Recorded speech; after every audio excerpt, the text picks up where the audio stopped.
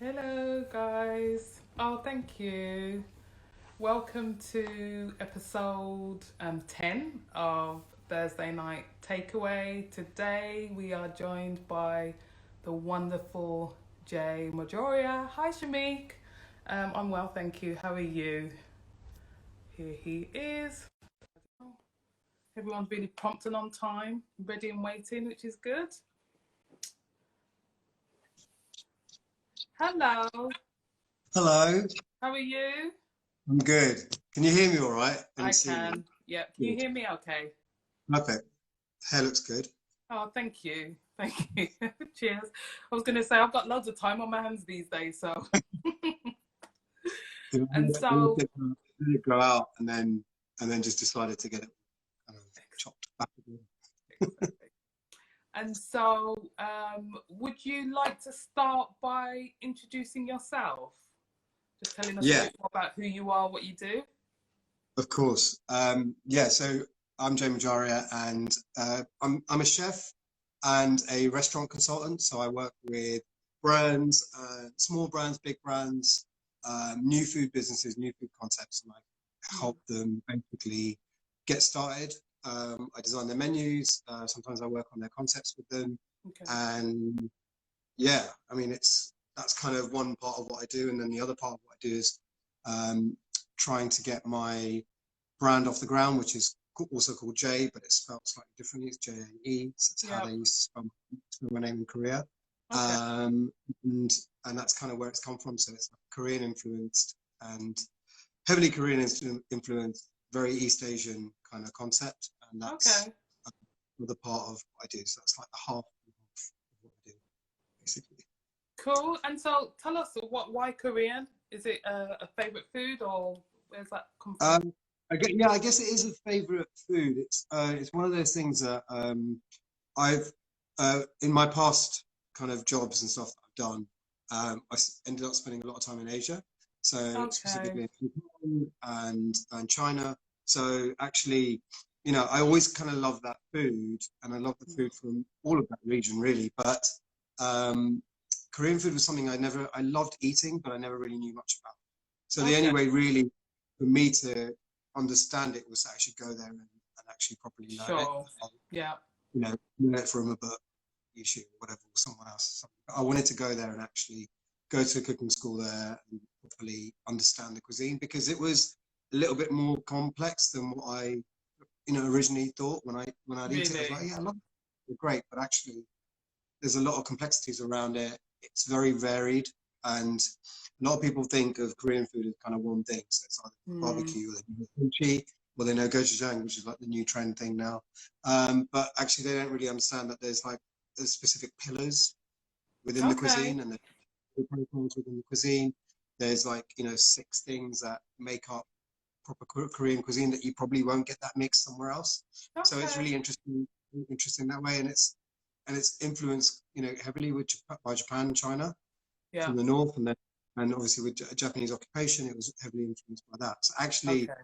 it's a super interesting cuisine, but it's embedded in steeped in a lot of history, which is what I really liked about it. So as I got deeper, Okay. kind of into the rabbit hole of how it is, you get into cuisine and you just go down this rabbit Yeah. hole, and then you just fall in love with it, and you fall in love with doing it. So what I do now is a very kind of my take on it, Yeah. as a modern version of what Korean food is, as a British Asian guy with parents who are from Kenya.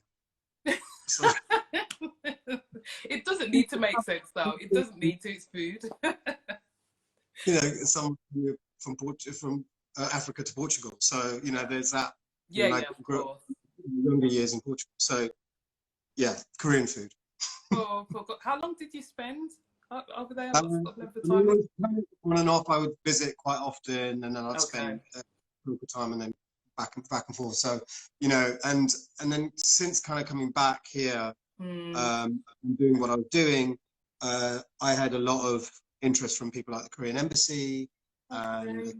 KCC, which is a Korean Cultural Center and stuff like that. So, I ended up actually organizing and hosting events for the Korean Embassy on behalf of the kind of ambassador, Korean ambassador to the UK. Wow. Okay. And then last year or the year before, I think the year before, I ended up cooking for the new Korean ambassador. So the Korean ambassador asked me to cook for her for like a 30 people round table dinner, and then they also said we need to feed the 300 people in the building as well. So would you mind doing for 300? I think it was 350 people or something like that. Yeah. And a private dinner lunch to celebrate thanks to the Korean dinner, which is called Chuseok, but it's like a Korean Thanksgiving. And she didn't realize it was me cooking. So when I came out with the dishes, she just thought I was a waiter. Okay. So it was someone helping in the kitchen. So when I put the dish in, I'd explain it, and she said, "You made this?" And I went, "Yeah." She goes, "This tastes like my hometown, like the thing I had in my hometown." Really? Like this dish, so I looked into it, researched it, and then I made it. She goes, "It tastes like my hometown dish." Oh, wow. Oh my God, I was just completely like shook after that. Oh, that's nice. Oh, wow. Okay. It really validated all the Yes. work I kind of put into that, and it was like, you know, in this country that I probably wouldn't have got a higher compliment from anyone higher from a Korean standpoint. I wouldn't have got anyone, you know. Yeah, it's just amazing. I was quite chuffed. And is there any sort of Korean concepts that are out at the moment that you admire, that you're a fan of? Yeah, there's a you know, there's a restaurant called Kimchi, Kimchi with a double E. Yeah. Actually, I actually was consulting. Actually, that's another nice accolade that I got as well, which is that they asked me earlier in the year, just before lockdown, to come and help them revamp some of their dishes, update some of their dishes, put some modern twists on it, fusion, because that's what we're doing. And then also another part of what I do is quite specialist, which is a lot of plant-based food. So I do everything. I do meat, fish, everything.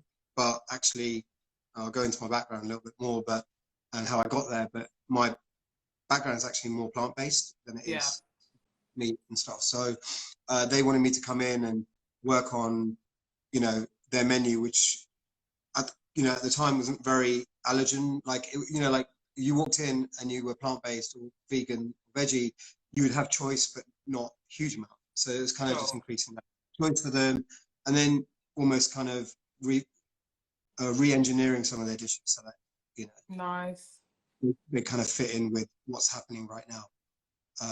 But great restaurant, they're really lovely. It's a really beautiful space, and I think they're now back open again, which is just cool, got back open. cool. And so going back in time a bit, so let's talk about the past 4 months actually.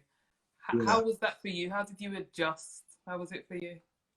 It's really difficult because I'm actually a very I don't know if I'm a busy fool, but I'm a busy person. So like I think more than anything I like to keep myself really busy.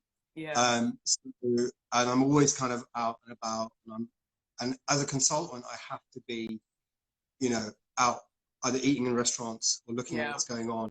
I spend a lot of time. One thing I do, like at least one day a week, is I'll walk around London, just kind of looking at menus in the front of restaurants. It's I know it sounds like a real geeky thing to do. It really does. What do you take pictures? Are you with binoculars? Yeah, I'm like spying restaurant. You know, weird creep just walking around looking at menus. Not even menu. You gonna make a booking, sir? No, I'm just standing here looking at them. All right. No, it was kind of this thing that I felt more connected when I did that and walked around, and I felt like I always knew what was going on. And also like the blue, the blue paper that goes on the front of empty restaurants to say who's coming in next, and I'd look at who it is, and that's another weird thing. So I've just made it even weirder, haven't I? So hold on, you spend a day doing this? A day? Yeah. A whole day? The what? So you spend a whole day doing this, wandering around London doing this? Yeah, I'll go and I won't know what to eat, so then will pick up a snack or every now and then. But yeah, I'll look at the blue papers on the empty restaurants, and then I'll look at the menus on the ones that are kind of trading. So yeah, it was a weird. But anyway, I kept myself really busy all the time, and then so that was one thing I really loved doing. But actually, just being at home and being in the house and actually being really to relax after such a long time. When I'm not actually consulting, or doing pop-ups and stuff like that, I'm generally at home, but I'm always kind of researching, looking at stuff, or writing recipes or whatever it might be. And this kind of just Wow. forced me not to do it forced me to do like artwork. I'll show you, like just to paint and do artwork. That's a flat. Oh, wow. Yeah, Okay. like that's my background. My background is actually art and design, but it forced me to do stuff like that So, and you mhm. know clean So, and so tell me about relaxing then, because you sound a bit like uh, me. I'm similar in that I always have a million things on the go at once. And yeah. so, what did your downtime look like over this period? uh, I don't know actually. It's like, I kind of like a afternoon movie and a nap pretty much at the same time. I love Okay. that. It's really Yeah. nice. Like when I do, I'm spending time with my daughter, my family, my wife, and everyone. So like that's kind of what you end up really doing. And but over lockdown, there was a lot of kind of going back into old books and Mm, and generally I only really read cookery books. So do again, you? I consume a lot of food books, cookery books, books Yeah. about food, history, food. Like basically, I'm just a food geek. But Yeah. Yeah. um, Yeah. That's coming across loud and clear. I Hmm. really I It didn't know is. if that. Yeah, I was trying to go for that. But anyway, so yeah, it was just kind of doing a lot of that. Actually, also a lot of cooking, and ironically, it was not Asian cooking. So Mm, it was almost everything but. okay. So I wouldn't do much Korean food at home. Hmm. I wouldn't do much other kind of very Asian stuff. I'd kind of have a look at a lot of Mediterranean stuff, get quite creative. Also, my house was veggie, so I was veggie for 3 months, Yeah. which is quite nice actually because I hadn't had that for a while. So Yeah. That's uh, very good. Yeah. yeah, it was good. It was good to take a break from all that kind of stuff, eating quite heavy food, and you just feel much more relaxed. It was nice. It was a nice period of time. Also allowed me to kind of do a bit of admin, which is Mm, one I'm very bad at. So okay. and Okay. um, so it allowed me to, and then also to strategize as well about the business and how it was Yes. going to look, Yeah. how we would see the rest of the year out if we were back again before the end of the year. Like, how is that going to look? What is my consultancy business going to look like? Yeah. Because it's always kind of been like, oh, let's see what's coming in, and you know, and we'll wait for it. This time I was kind of very keen to go out there with a real plan about that business. The plan was Makes sense. around the J concept as well. So Yeah. 3 months, 3 months allows you to think about It that. So yeah, absolutely does. It definitely was a pause, I think, for many of us. And, I had the conversation with many around how life looks after lockdown and how we'll have to change the way we work because the world's changed, right? exactly. It's really changed, and Mm, I think for some people kind of I know wallowed in it a little bit, but actually I think it was a really good time for people who are very busy or normally very busy to actually to be able to stop and agree. um, just think about themselves, a little bit of self-care. That's kind of forced, wasn't it? Really, you Totally had agree. to. Do. And I know a lot of chefs and restaurateurs out there extremely worried, and obviously they should be. And Yeah. still, no one is really out of the woods. I Yeah. know your team is great, and I know it's working. It's working for 3 days a week. But the rest of the day, you've got those chefs and those restaurateurs still worrying about Agree. what's Mm, coming around the corner and what's going to happen. And touch wood, we don't have a major second wave, and we kind of handle it slightly differently. But I think we're all a lot wiser in the industry. agree. Yeah. Also we're also very resilient. I think that's Yes. one thing Agree. Agree. about us as the kind Mm. of the people, Hmm. like a hospital people. We are extremely resilient, and we can take a lot of stuff on the chin and come out of it. And if we could do it now, then well, I mean, if you can make it now, you can be successful now at this time, then you can really overcome any hurdle. That's kind of what I agree. my I agree. feeling around what's happening. Yeah, I do agree, and I know that there are huge differences, but I remember the recession in 2007, and Mm. you know, my background's procurement, about cost control, and when you're faced with every single supplier that you work with telling you that they need a price increase, it actually Yeah. pushed us to be better, to think smarter, to think outside the box, because there was no other option. And had a conversation with a business owner yesterday, and he said that the business has opened. They're at 45% capacity in terms of revenue from where they were, but they have a list of things that they are going to do better, be better in the new world, because they've had the time to kind of Mm. reflect, reset, and you know, weather the storm. So interesting times ahead for sure. And so Yeah.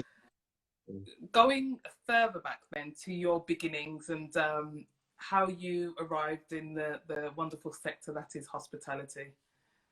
Yeah, so I think I alluded to my background isn't food. It's Yeah. like a chef that was started at 15, trained from 15 onwards. Although I would have loved to have been, but I just wasn't. But I do have a food background in the sense that my dad um, was one of the few people in the 70s when he arrived from Kenya in the mid 60s, and he was kind of working in factories like a lot of people who came in at that time were doing, kind of pretty much labor jobs and stuff like that.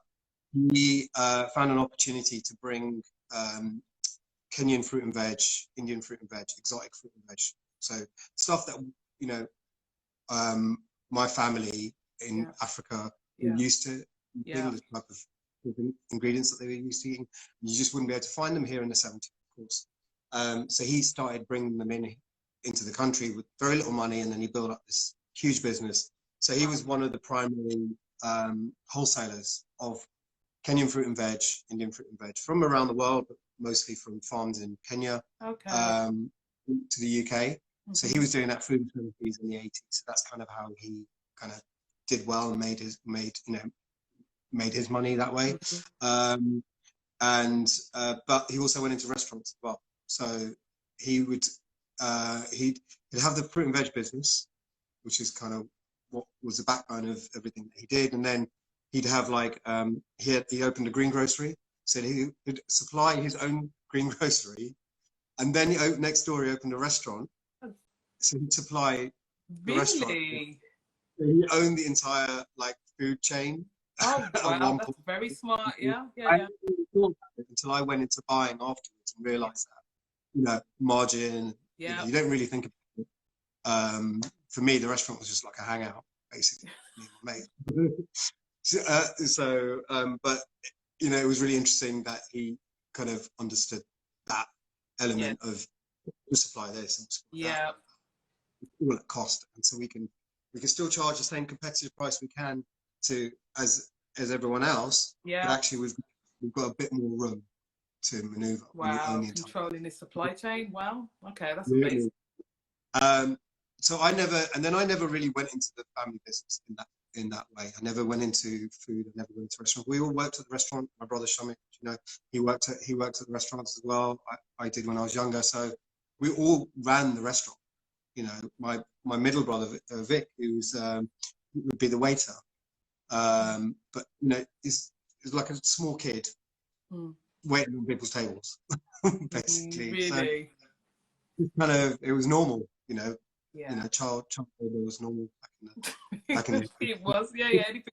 Anything my less. Yeah. family, everywhere else. But um, so, but it was one thing. So I always had a passion for restaurants. I always loved produce. Hence the reason kind of I'm really into that food and veg and produce Yeah. now. And also, you know, restaurants was a real kind of first love for me. But I always loved art, and so I went on and I was always good at art. So I went on did a design degree in furniture. So after doing art foundation, I did a design degree. Yeah. I got a job afterwards at Liberty on the shop floor, and then I got a job as a buyer. So then I was buying and designing for Laura Ashley, for House Oh of Fraser. wow. Um, Really?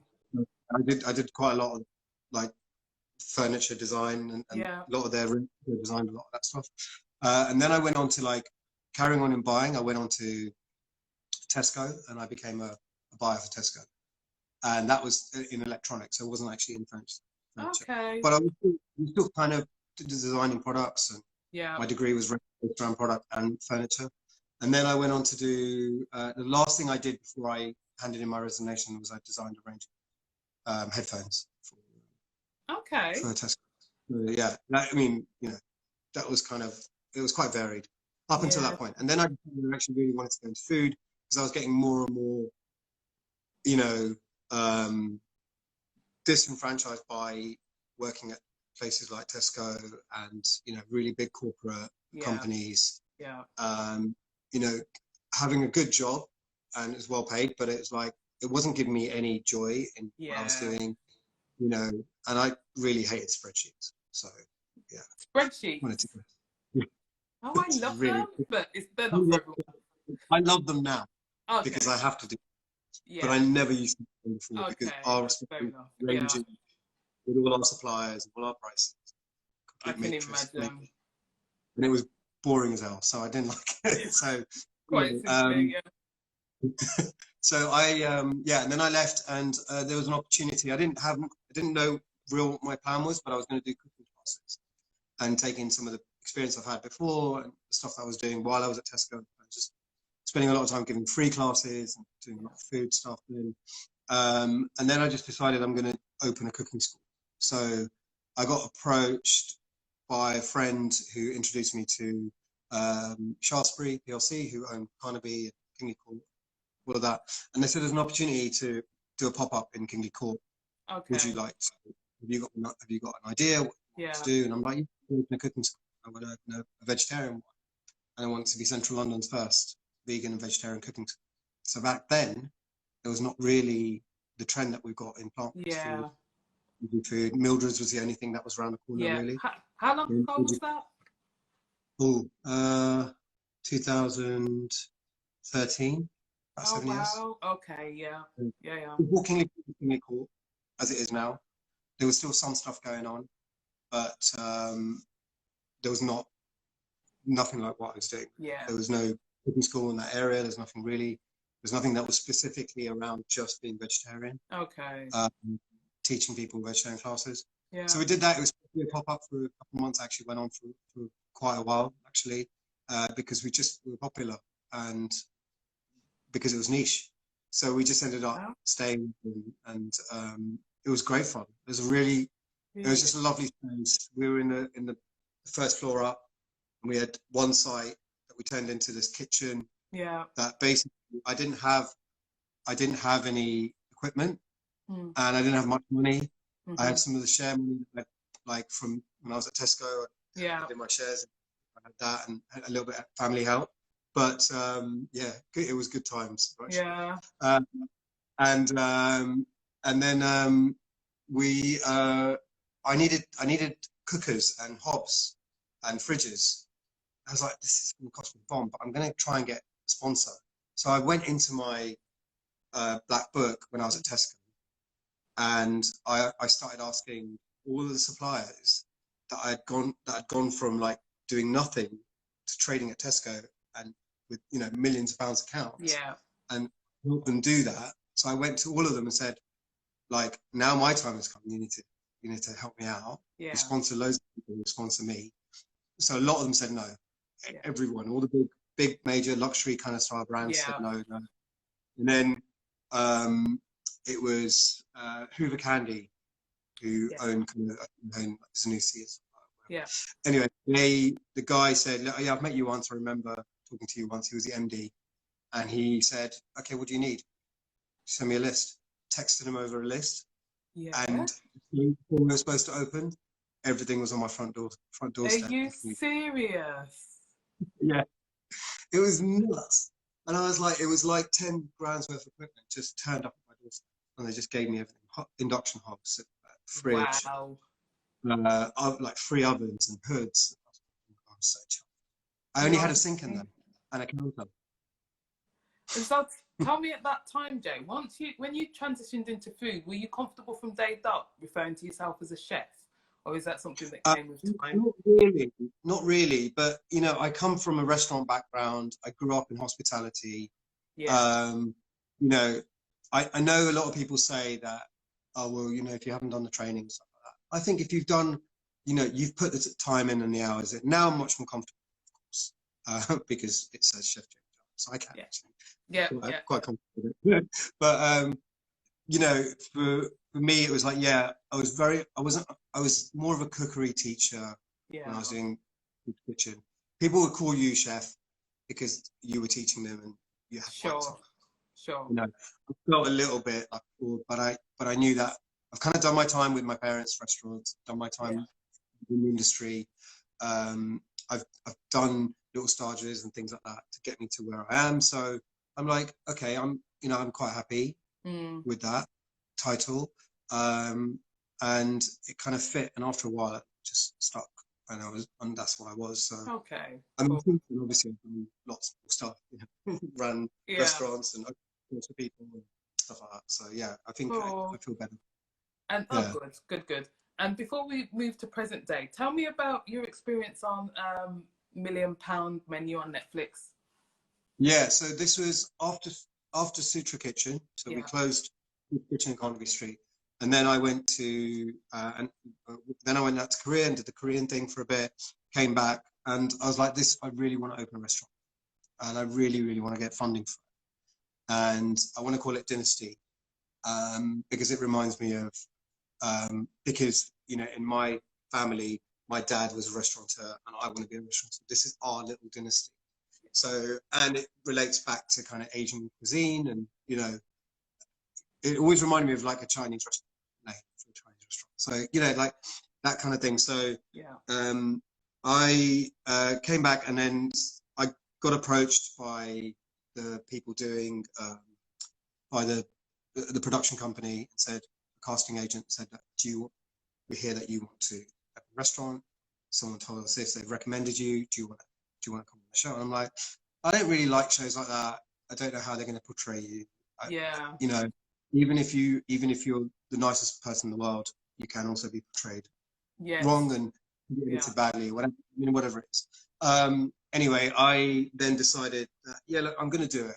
Let's just go for it. It's a chance to get investment, get money, which is basically what I want to do. So the dream was bigger than the anxiety of, you know, Yeah. being on Okay. Good. reality, Yeah. you Yeah. know, ever doing that. But I'd done TV already. I'd done BBC. I did a load of radio before that. Because when I opened Sutra, we were quite often on BBC Radio London as a regular guest chef on Okay. there, with Sunny and Shay, and we've done BBC Asian Network and BBC Four. Did a show called Okay. so done TV was not the issue. Like being on TV was not the issue. It was doing that kind of show, which is a bit Yeah, more I understand. Yeah. Hmm. and and is a bit more personal. But it's okay to present. I don't mind it.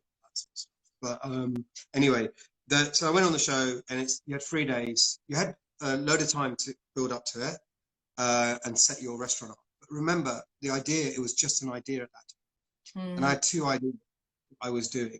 One was like a sandwich concept, Yeah. an Asian sandwich concept. And one was Dynasty. So Hmm.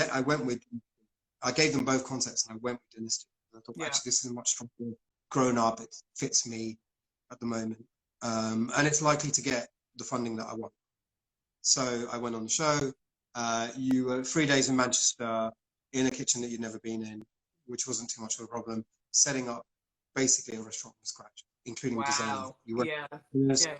do everything. I mean, it was great. The whole experience was so amazing. I learned so much. Hmm. Cooking staff, you know, putting a menu together that Yeah. works in service.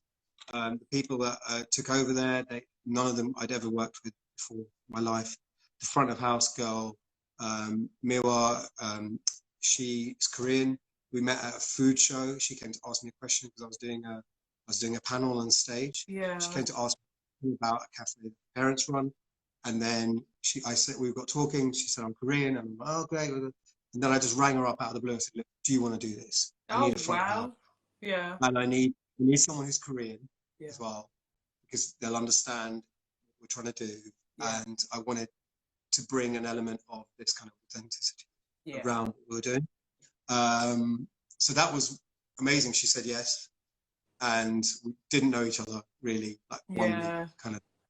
And she was fantastic. It was a great front Oh, of house. wow. She never really worked in a like front of house restaurant. Yeah. She did her parents' kitchens a little bit, but Yeah. yeah, I put a lot of stuff for something that was so important to me. I put a lot of, like, things in place that were likely to kind of go wrong. Do you see what I mean? So Yeah. that was bad. That was it worked out fine, but that's not what I'd recommend Yeah, doing. sure.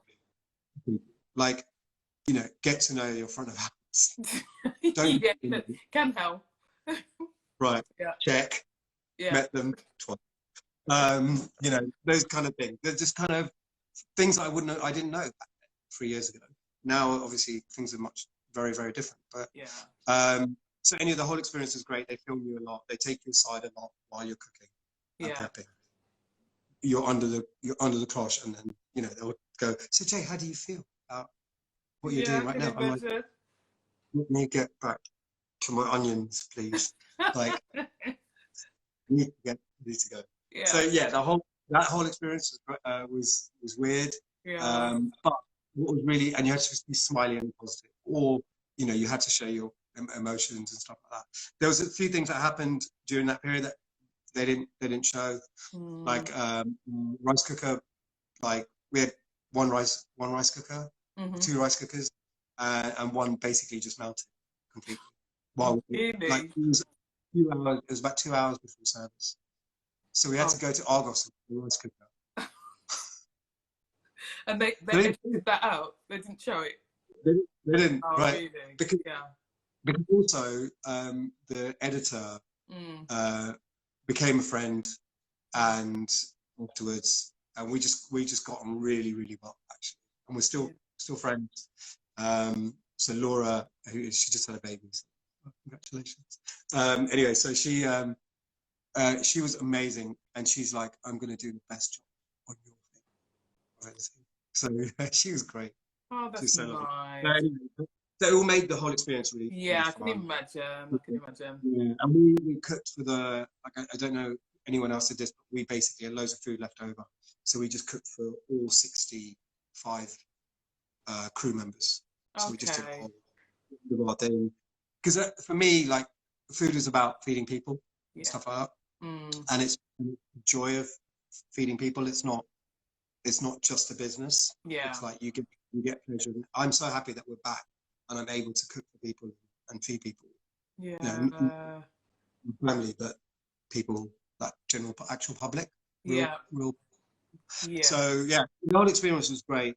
Obviously, there was kind of an investment off on the table, but it didn't work out because I just don't think it was actually really there. In all honesty, I think it was much more of a TV thing, and I think it was much more PR thing in essence, which is fine. I kind of wish I knew that before I said yes and went on the show. But what I can't do is complain about what it's also given me afterwards. Of course. The work that I've done with a couple of the Imbiba, so Daryl, who's from Imbiba, we got really well. He, gave me some consultancy work afterwards, with Vagabond specifically, which was for about a year and a half, doing revamping their menu, doing their menu, and that was amazing because it was an Asian food. It was kind of med style, Spanish stuff and wine food. So I got a lot of good opportunities outside it. I still get follows. I still get lovely comments from people everywhere in the world because it went onto Netflix. So I'm actually super grateful for what the show gave me. I was disappointed that the money wasn't really there or didn't come through. I was disappointed with that, obviously, because I genuinely went on to go and actually get paid. Yeah, sure. Understood. Yeah, no, I understand. The restaurant open. Yeah, no, I hear you. But I think, as you say, there's other benefits you probably didn't think about at the time outside of that are now bearing fruits now, right? Yeah, and the whole Netflix thing really changed, for me completely. Like I don't post loads on Instagram, but I still get like, a load of followers, and it's all from this. It's all from the show. So I'm, hopefully when we do get open and stuff like that, then I'm just, you've got an audience. Yeah. You're reaching out. People really bought into what you're about through the show. Yeah. So I see it as a bit of a calling card, actually. Yeah. We're a bit of a, it's kind of, this is my portfolio. Yeah. And then, yeah. Then come and eat. Yeah, cool. And so, yeah. People And still so, think I'm in Berlin. So, yeah. what did you say? Sorry. People still think I'm in Berlin. Oh. Yeah. I'm definitely not in Berlin. So tell me then, fast forward to present day. I've obviously followed you. I've seen you've been out and about eating. Yes. How has it been? Yeah, I eat a lot, and I love it because I get to try a lot of people's food and friends who in the industry. Also, just trying to support the industry back. I mean, you can't do it single-handedly, obviously, but if we all just went out and went to your favorite place, whether it's local or in town or wherever it is in the UK or in the world, if you just go out and eat out at a place that you love, that that it's going to be ultimately massively great. So trying to do my bit as much as possible for that part of the industry. But like now, suddenly over the last 3 weeks, it's just gone absolutely nuts. And so all the consultancy work that before lockdown that dropped or didn't come to fruition, apart from one, is all back again. Okay, really? And a little bit more. I think what people are doing are people like, we need to get open and this is our window. So let's just take it. Yeah. We can't have some investors just don't want the money in their pocket burning a hole in it. They want to put it into and just get trading, do something. Some people are a bit more cautious and they're like, well, let's be ready. Let's have everything. Let's have our menu. Let's have our costing. Let's have all our feasibility and all of that stuff ready. So I think I'm getting called on for stuff like that. And then there's a lot of dark kitchen stuff that's actually happening as well. So cloud kitchen. So anything that's just through aggregators like Uber Eats or Deliveroo, Just Eat. People are just finding kitchens, setting up, putting brands in there, and then kind of doing a few menus like that. And that's that's kind of that's really it. I mean, the consultancy work's amazing at the moment. So a bit of news is that we are taking over, I think, permanently. We're taking over the food at the Untitled Bar in Dalston. It's exclusive. Okay. I think maybe you saw on my stories a picture go up with lots of little small plates coming soon. That's the coming soon. Oh, really? We'll put industry news next week, but we're taking over that bar. So it's at the end of the month, beginning of so we start on the 3rd of September. Yeah. We run a menu from the evening from Thursday, Friday, Saturday. Brilliant. It's it's going to be my base as well, so it's a kitchen. It'll be my base kitchen there as well. Yeah. We're looking at a couple of things also from that space. We're going to do a couple more things that a bit more dark kitchen based. We're going to do more stuff. So we're super chuffed. There'll be a bar menu, little small plates. What we call anju, which is basically drinking food in Korean. Okay. Yeah, so it's drinking food. Small, it's just food for drinking. So snacks. Okay. Basically, snacks, and it'll get you drinking and eating more, hopefully.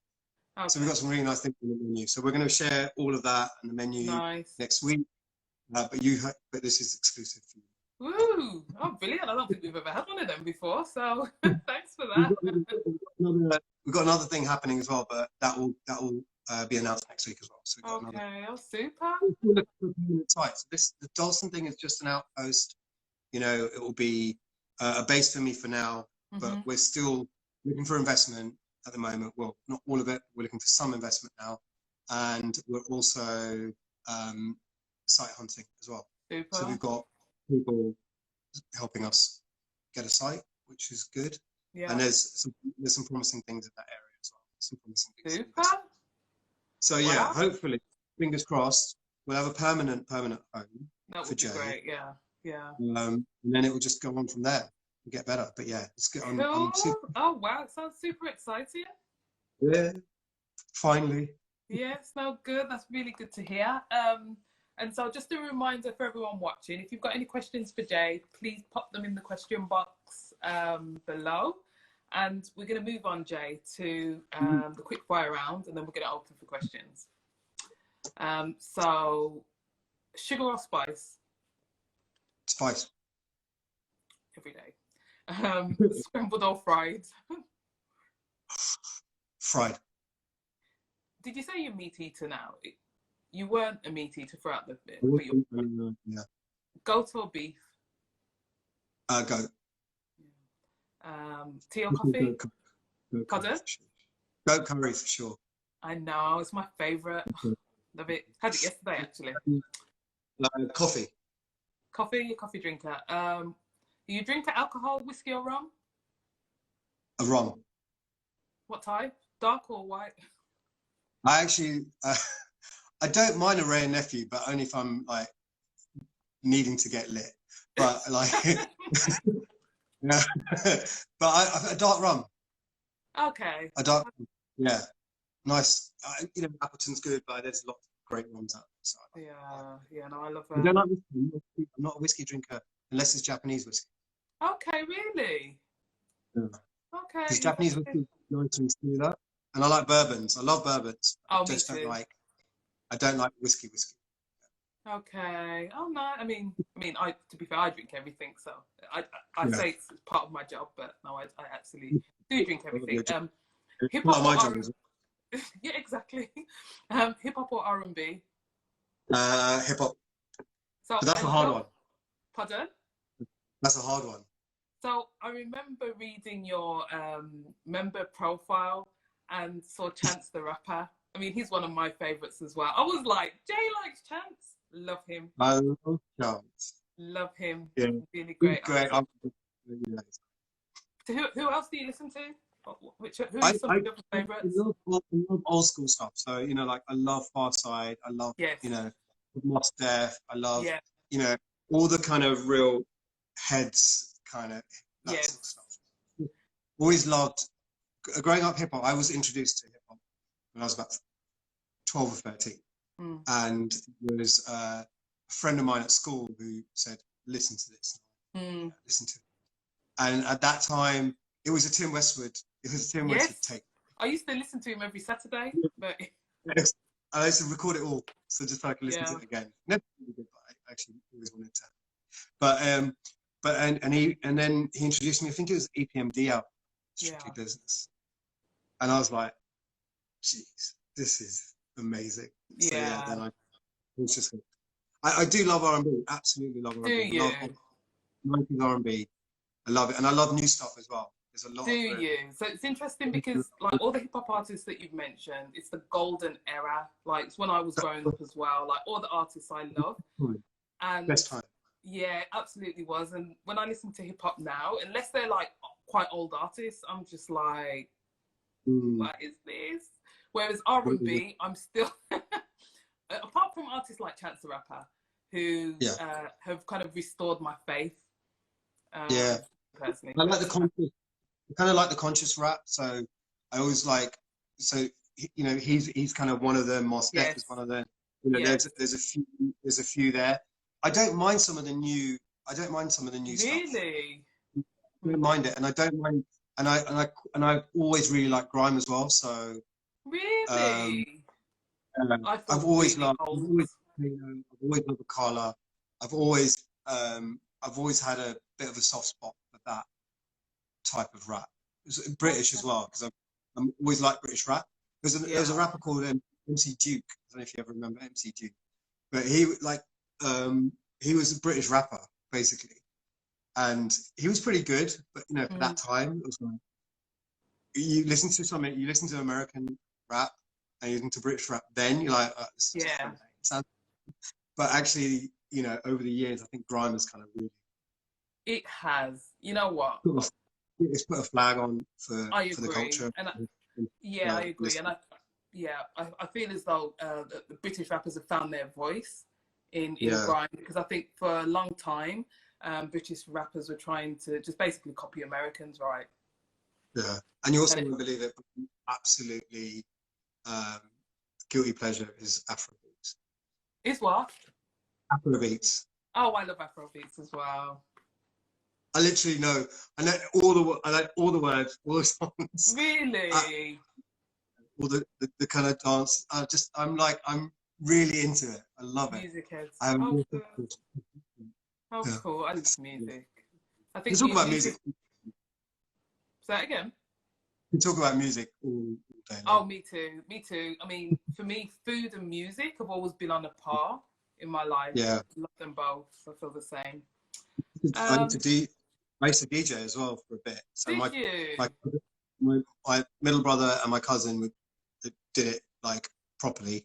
I didn't, but I did it properly, and then I kind of followed them around for a bit and learned the ropes, and then I kind of started doing it, and then started getting gigs as well, like paid gigs. Yeah, Wow, you I did sound it like for you've had a really long life. The amount of different things that you've done to date. yeah, it's a lot. I do. But you like to be busy, so last few questions on the quick fire. Lime or lemon? Lime, Water or fire? fire. Marathon or sprint? Can you sprint a marathon? Well, I was going to say, you sound like a sprinter to me. I'm a sprinter. I'm a sprinter for sure. Last but not least, comedy or action? Oh, comedy. Cool, cool, cool. Yeah, cheesy comedy. Yeah. So we've got a question from Jules. Um, Yeah. what are your top 3 favorite cuisines? Korean, Mm-hmm. Spanish, Mm-hmm. and I actually also really like not Middle Eastern in general, but I like kind of meze style, Yeah. Yeah, yeah. Nice. kind of yeah, like small plates and stuff. Cool. And if you could describe in 3 words what you love about food, what words would you use and why? That's an interesting question. Thanks, Shay. Yeah, great. How long have we got? Oh my God, that's really difficult. Yeah. 3 separate words. All right. Love, comforting, and hospitable. Is that kind of like? Yeah. Makes sense. Yeah, Yeah. You mentioned about, that's how. being able to feed others and that feeling. Yeah, So yeah, no, for sure. yeah. I like hospitality. I like Do what it you? represents. Yeah, me It's kind too, of actually. And I think it really does live within all of us. yeah, It definitely. really does. Final question for you. Did being featured on Netflix bring in any business of any kind, clients? Question mark. Yeah. Afterwards, it did. So I'm working with a few now that are quite interesting concepts. I can't really speak about them, but they're really interesting concepts. And yeah, Vagabond. Mm-hmm. And there was another brand that I worked with, which Mm-hmm. is under the Embedded Group. And then the kind of smaller brands. I worked Yeah, with Kimchi as well. So yeah. yeah, there was a few brands. Cool. How long ago was Netflix? Yeah. It was When did it air? so 2017 is when I think it Okay. wasn't 2008. Oh, 2017 we filmed it. 2018 it aired, Okay. and then last year it was a second series, and then yeah, and then it went on to Netflix last year. Okay. Okay. Oh, cool. Super. I think that's Yeah, the last question for you, Jay. good. They weren't too hard. No, they were pretty okay, pretty easy. And so sounds like an exciting time you've got ahead of you. So we'll keep our ear to the ground on Yeah. all the things that you're working on and what's coming next. Thank you so much for joining us today. It's been an absolute pleasure and delight speaking to you. Obviously, I mentioned I know your brother, and you can often, Yes. well, you can tell when siblings are raised by the same person. There's like a nice demeanour that I get from Shamik as well as yourself. So it's been a pleasure meeting you, and wishing you a good weekend ahead. Absolutely, and you. Thank you so much for having me on here. No problem. And we'll hopefully, like, properly meet in person. Yeah, hopefully. Yeah, once we transfer off this digital world permanently. So no, definitely in the future. All right, Jay. Take care, everyone. Bye. Thanks for tuning in. See you later. Bye.